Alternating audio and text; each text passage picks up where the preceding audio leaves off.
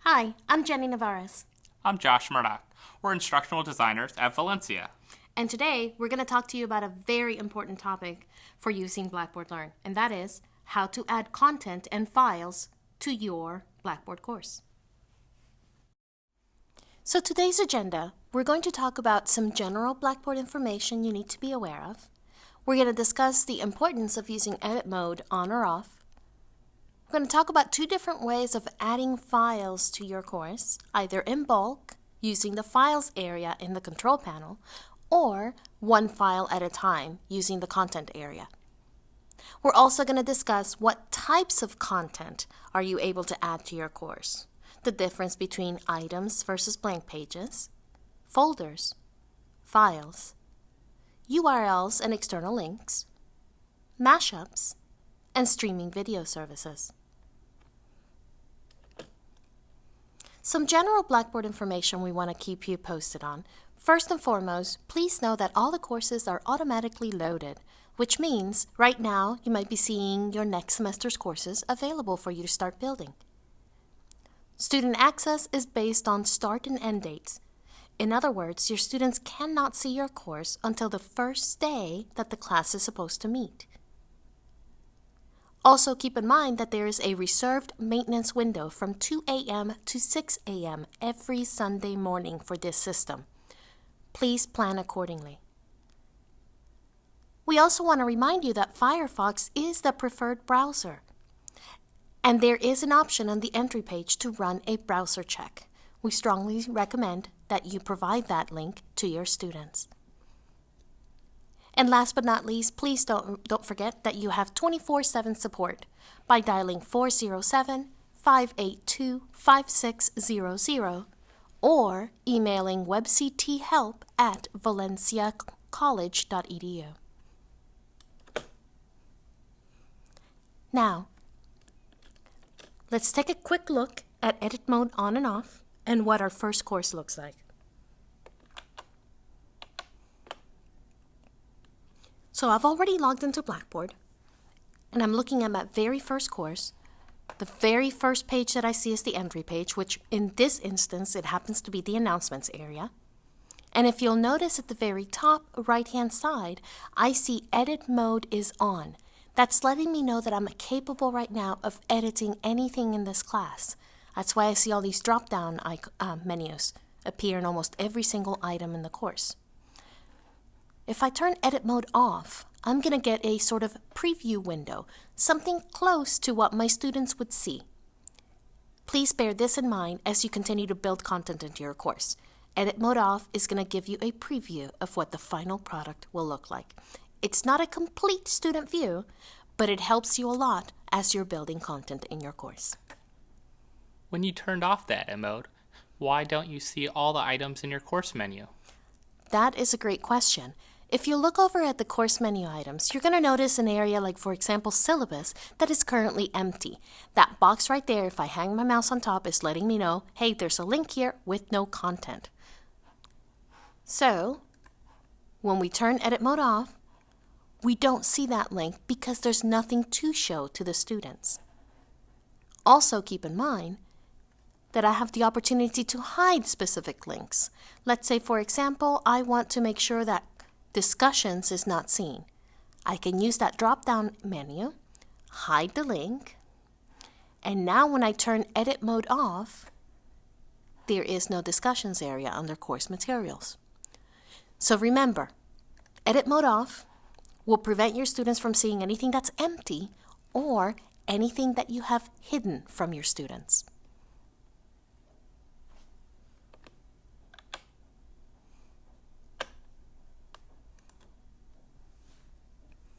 Again, as we demoed just a second ago, edit mode on is the only way that you're able to add, edit, or delete content. And the course menu is completely customizable. This is how you can add areas for content, and we'll be doing that in just a few moments. Now, in every single content area, we're able to find something that's called a control panel, only instructors can see this area. And this is where we can add a lot of files in bulk into our course to then link and make available to our students. So if you have, let's say, a couple of folders worth of content that will eventually be seen by your students, this is a great way of getting that content, making that content available to students. So let's go ahead and demo that really quickly. I'm going to start by doing steps 1 and 2. So navigating to the control panel, click on Files, and clicking on the title of my course. And then I'm going to move directly over to the button that says Uploading Files, and choose the option that says Upload Files to find some information in my local computer and bring it up into Blackboard.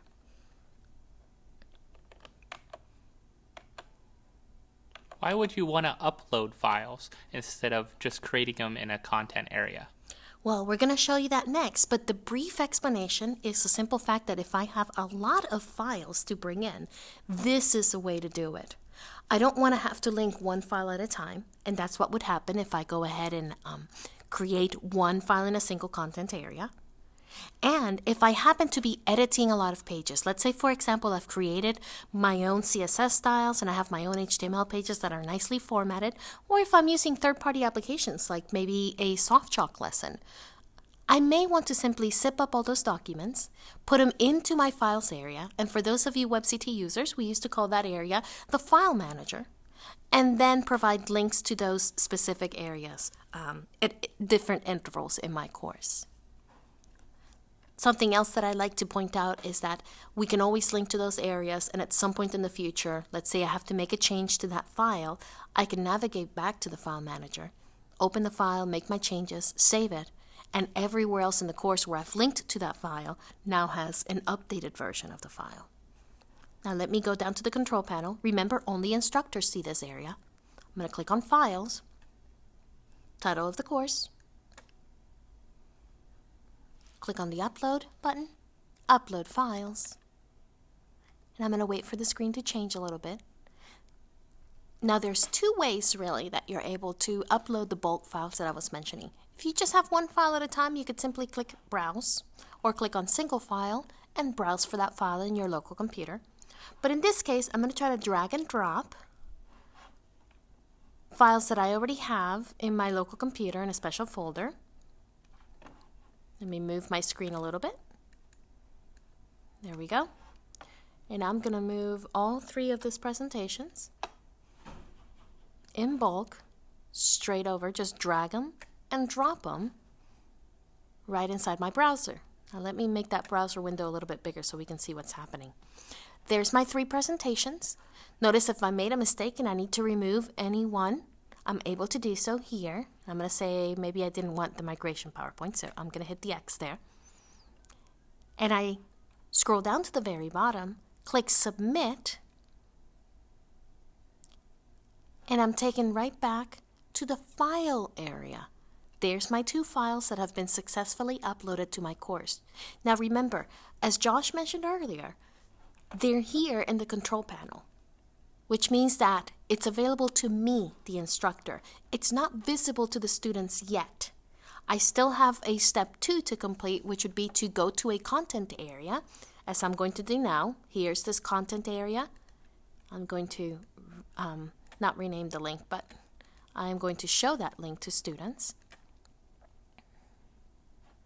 And I'm going to click into the link, and now I'm going to link to the file that's in my file manager. And I do that by clicking on Build Content, going to File,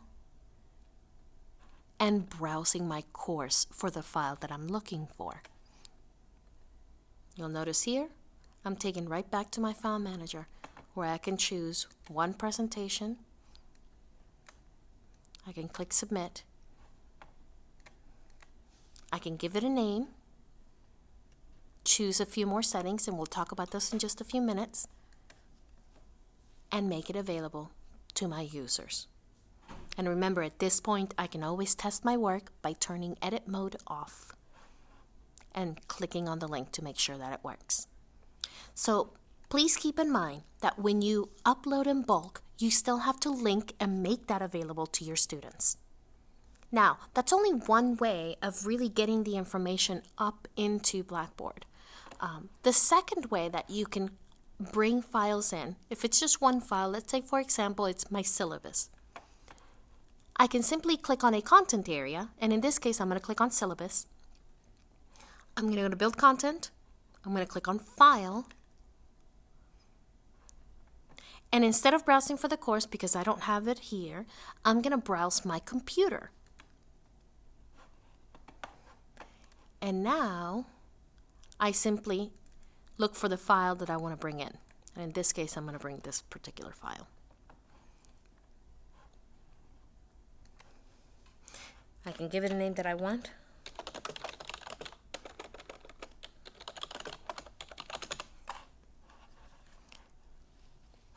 Oops. Give me 1 second there. So I can give the file any name that I want. Maybe I don't want to see the extension. Why is it important to change the name? Well, for two reasons. The first reason why I'd like to say it's good to change the name is because you want it to mean something for the students, something that's simple. Changing the name also provides you the opportunity to alert the students of a particular technical requirement that you may have. Let's say, for example, that this is a syllabus that was written in DOCX format. I don't want to have to require my students to have the latest version of Word in order to read it. So I may want to provide them some instructions here. Let's say, for example, requires Word.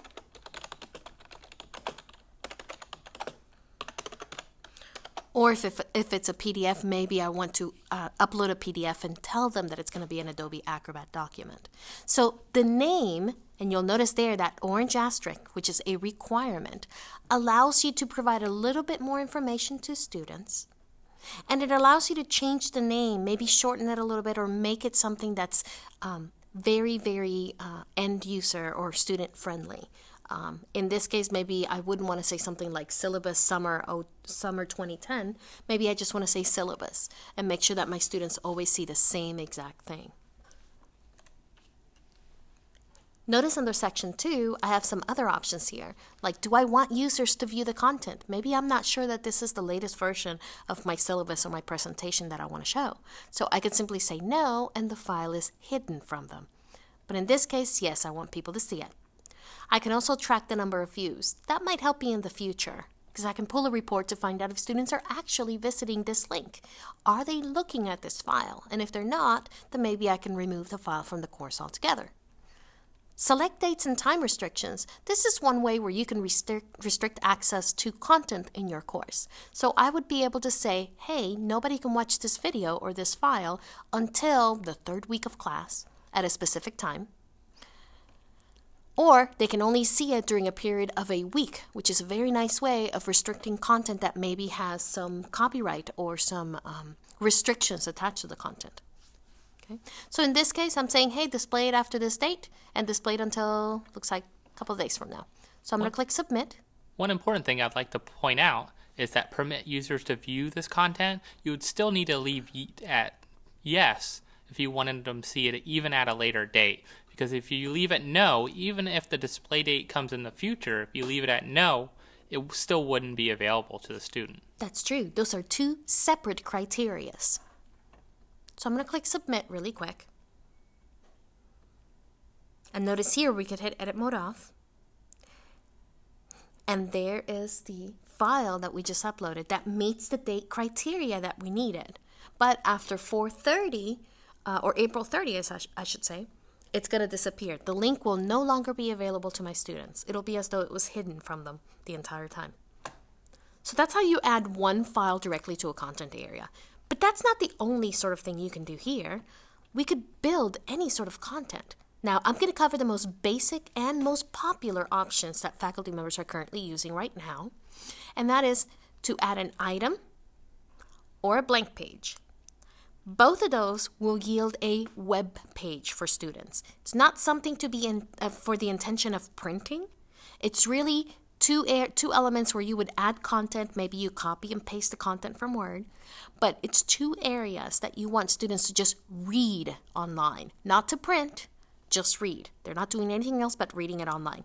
Let me demonstrate that really quick. I'm going to click on an item. Notice that orange asterisk, that means I have to write something in there. So I'm going to say about this module. This is going to be instructions about this particular lesson. I have a text editor where I can go ahead and upload attached files. Maybe there's a rubric that I want them to be aware of that they're going to be using during the week. I can go ahead and copy and paste the work directly from another system like Microsoft Word, or maybe there's an Excel spreadsheet. So I can copy and paste, or I can create on my own here. I want to call attention to some key tools that you'll be using. For example, spell check, very important. You can hyperlink anything that you've written. Maybe you need to take the students to a specific website. You have the standard formatting toolbar that you would have in Word: styles, size, font, bulleted list, whether I want to bold, italicize, underline, strike through. Am I dealing with exponents, superscript, or subscripts? Do I want to center? Do I want to attach a file or attach an image, or simply attach some kind of video content? But we'll talk a little bit more about those options. You even have the option to attach a mashup, and we'll talk about that in just a couple of minutes. So keep in mind that this is some place where I can simply write a lot of content or copy and paste that content. I can attach files alongside with it. And here's the same options we saw a few moments ago. I'm going to click Submit really quick. And now, let me turn edit mode off again. And notice here, it's not a file, so it's not something that my students can click into. It's intended for them to simply read through. So keep in mind, items and blank pages are web pages that your students can read through. So one great thing about an item would be that you could actually put a description or instructions for that file that you're attaching that you want them to go to. Absolutely. I've seen some instructors use it to maybe list the objectives for a particular unit or an overview. This week we're going to be talking about this topic, and then they use the items for a small snippet of what students need to know. We've already demonstrated how to attach a file. Keep in mind that's not just for your syllabus or a PowerPoint presentation. That's for anything that's on your local computer that your students need to know about. Below it, you're going to see some other options like how to add audio, image, and video. And this is where we strongly want to remind you that sometimes we're adding an extra technical requirement to our students by uploading audio files or video files up into Blackboard. Sure, I could upload a video that's very large in size here, but I may have some students that are on dial-up that are unable to download the video and watch it. Same thing happens with audio files. So keep in mind that our team actually has a streaming media server available for this very purpose. Please feel free to contact us to find out more. URL is exactly as in the course menu, an external link. So I'm able to simply click here because I'm going to send my students somewhere.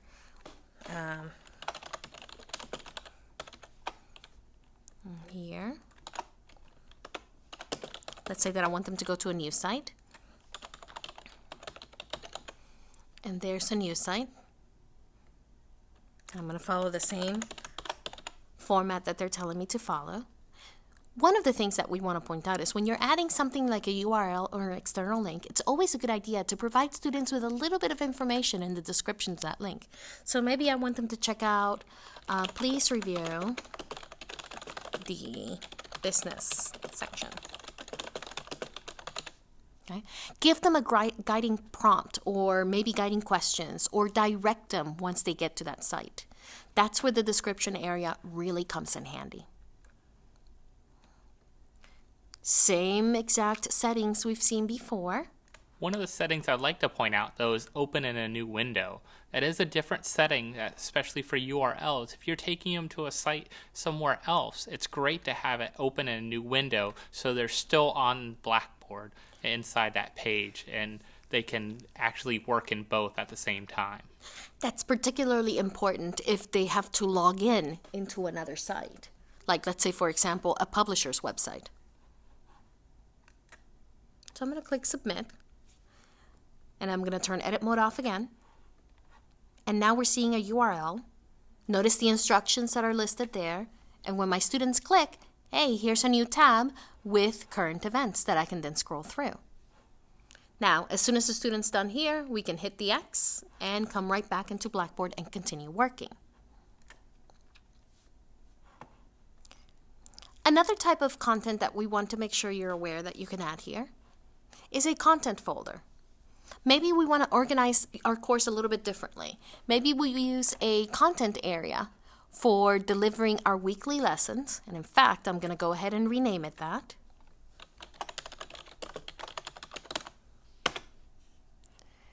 And once in here, I want to show a folder where all of my presentations for week 1 are going to be listed.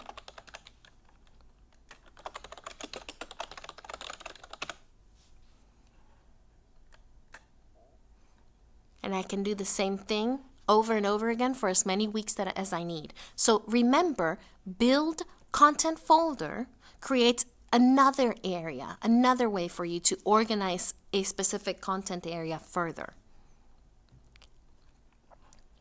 The last thing that, yes, go ahead. And don't forget how easy it is to create these so your students can easily access different materials so they're not searching for your course, keeping it organized. And a similar thing with your file manager, you could also add folders into that to keep your weekly things organized the same way you're trying to organize it for your students. So just about anywhere inside Blackboard, we are able to add a little bit of extra organization to keep everything clean, particularly when we're performing course copies later, right? That's correct. Okay.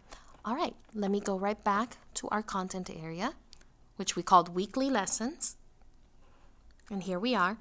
I want to point out one more very popular option in Blackboard, and that is the Mashup area.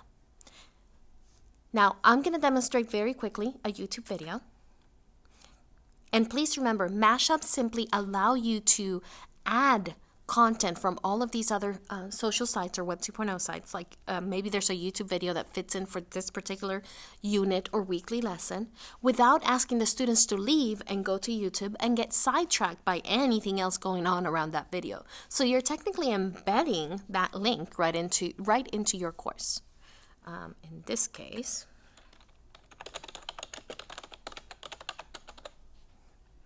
I'm going to go ahead and perform a very quick search.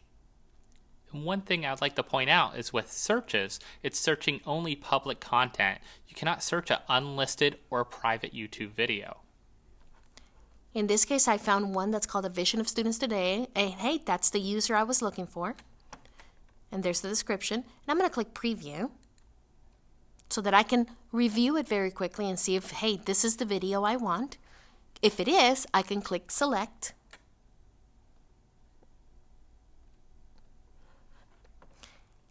And now I'm actually looking at some settings. What do I want them to see? Maybe I want to change the name to video so that the students are aware that they're watching a video. We can change some of the color scheme. I want to leave the duration there and the user and sort of give credit to the person that created this video. But I can also add a description.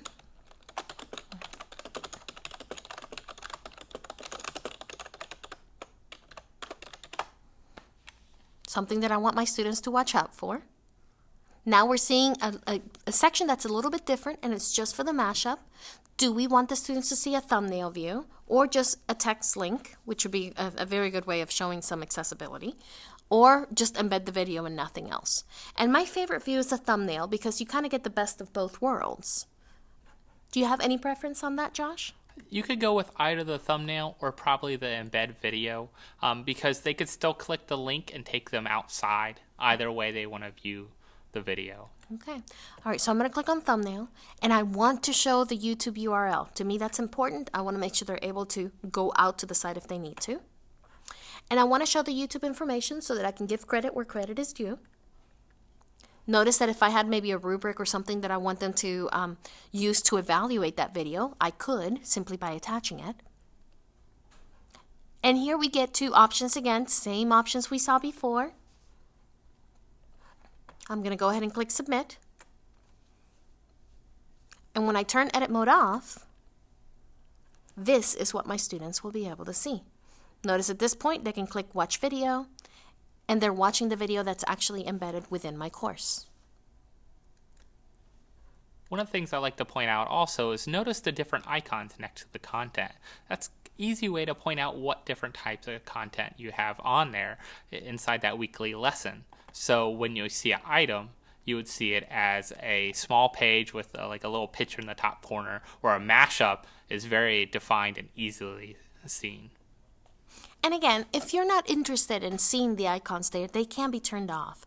But this is one very quick way for your students to identify, and for you to identify, what types of content am I dealing with. Speaking of types of content, let's talk very briefly about some things that you really want to keep in mind.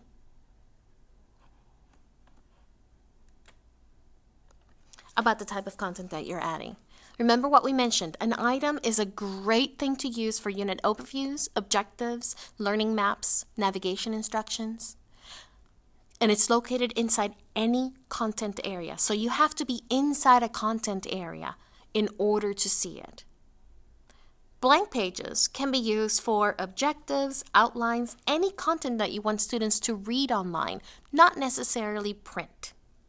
And that again can be inside any content area, or you have the opportunity to hit the plus sign in your course menu and create a blank page right there. Folders. Remember, they're just about building structure. You can do that in your content area, in your menu, or you can also do it in the files area or the file manager. Use this to further add structure like weekly lessons, assignments, folders, etc. Files. Any file you want to bring in for your students to download, edit, print, and resubmit to you. Remember what we mentioned. If it happens to be a very large file and it's multimedia, let's see if we can find a different way of delivering the content to the students so they're not stuck having to download that content. And where does a file have to be located? Anywhere inside a content area. Okay? URLs. Link simply to other websites. For example, publisher content, CNN, as I demonstrated earlier, can be located inside any content area, or you can see it in your course menu by hitting the plus sign and adding an external link. And last but not least, we have the mashups, which is a great way to seamlessly connect to other areas like Flickr, YouTube, or SlideShare presentations, and add that additional content, supplemental content, into your course. And again, you have to be inside any content area in your course menu. And remember what we mentioned, when you add files, ask yourself, are you adding an additional technical requirement for your students? So adding a file, it might be great to save as a PDF instead of a Word document for accessibility. Absolutely. Your text editor is another thing that I want to point out. Remember what we mentioned earlier. You can write anywhere in the main area. You have a standard formatting toolbar, the same thing we're used to with Microsoft Word, WordPerfect, OpenOffice, it doesn't matter. The second item you see there is another toolbar that happens to be your utilities, spell check, cut, copy, paste, etc. I want to point out that even here under the Utilities toolbar, you're able to toggle the HTML tags on and off for those of you that like to prefer to edit HTML code instead. And last but not least, you have the File Attachment toolbar. That's where you can attach any sort of multimedia that you have available, images, documents, maybe rubrics, anything that you need to make visible to your students. And this is a visual editor. What you see is what you get. So you can toggle on and off, but most of us will probably keep it in the visual or Word-like environment and copy and paste or write completely the information we need to portray to our students. Looking for more great resources and tutorials? Check out the On Demand Learning Center. You can find that as soon as you log into Blackboard by looking in the lower right-hand side of your Home tab, or you can go directly to ondemand.blackboard.com. And don't forget, there's great resources for your students available on this site too. Thanks for watching.